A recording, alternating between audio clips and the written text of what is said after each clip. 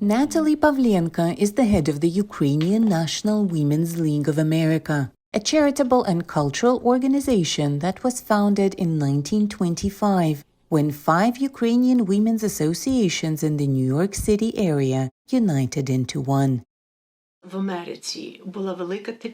After World War I, there were lots of social issues and humanitarian needs in the country. So women's organizations decided it was better to work together than separately.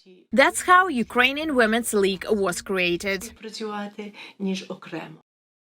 Their initial goal was to preserve Ukrainian culture. The organization's first large-scale project was participation in the Chicago World's Fair in 1933, when the League hosted a Ukrainian pavilion.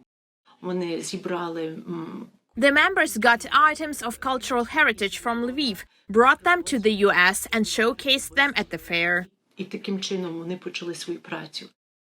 The unique objects presented at the Chicago World's Fair later became the foundation of the main collection at the Ukrainian Museum in New York, which opened in 1976.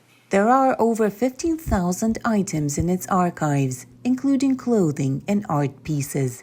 Today, the organization has over 1,700 members. In the almost 100 years of its existence, the League now has 65 offices across the nation, one in almost every state. Mariana Kretz, who moved to the U.S. 5 years ago, became a League member last year. I felt my own value when I joined the League, a value to the society and to the Ukrainian society in particular that can help Ukraine. At the events we organize, all the funds we raise, everything we do to support Ukraine.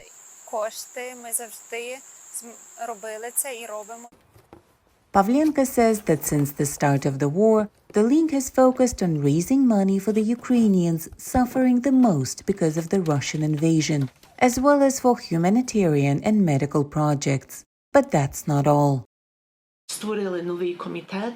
We have created a new committee, chose a chairperson, and are working closely with other organizations to constantly put pressure on politicians in Washington. Sending humanitarian aid and raising funds are extremely important, but without help from Washington, it's not enough.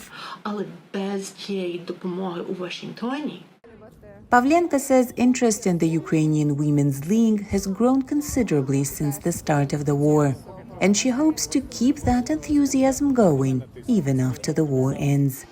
For Iryna Solomko in New York, Anna Rice, VOA News.